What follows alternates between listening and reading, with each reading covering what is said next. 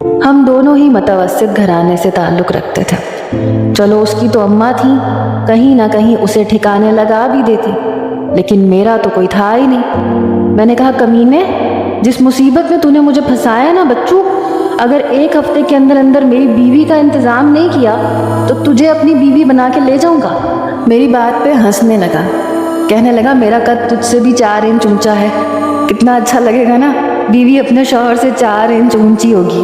मैंने कहा, मैं कुछ नहीं जानता, मुझे किसी भी तरह से एक हफ्ते के अंदर अंदर लड़की पैदा करके दे, कहीं से कुछ भी करो, क्योंकि इतना बड़ा और हवादार और कुशादा घर, वो भी इतने कम किराए पर, फिर मुझे नहीं मिलेगा।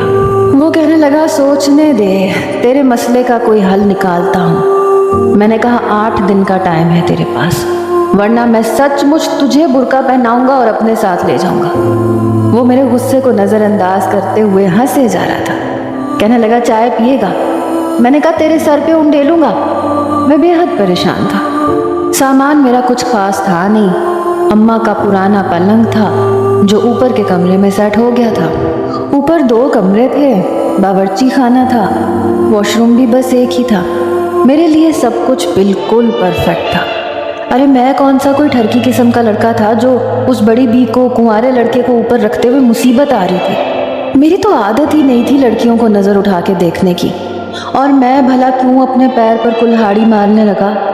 मालिक मकान की लड़कियों के साथ छेड़छाड़ करके मैंने मरना था क्या? वो तो 2 मिनट में घर खाली करवा लेती। पता नहीं बड़ी बी को मेरी बीवी का क्या अचार डालना था। अब सोच रहा था कि बीवी का इंतज़ाम कहाँ से करूं। जब भी मैं सुबह ऑफिस जाता तो अफरा तफरी में तैयार होता।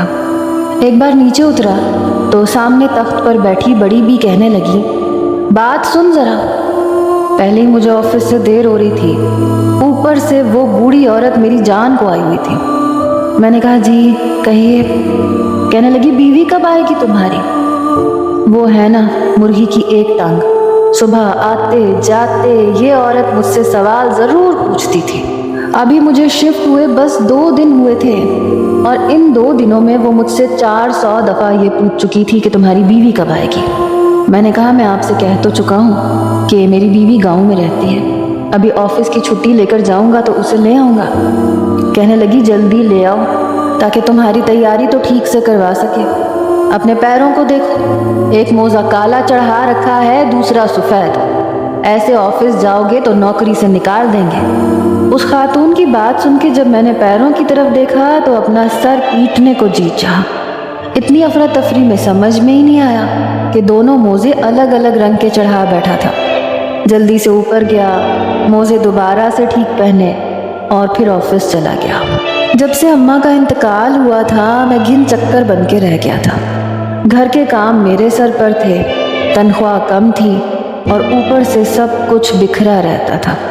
कपड़े निकालने के लिए जब अलमारी खोलता तो कपड़ों का ढेर मेरे मुंह पे आके गिरता।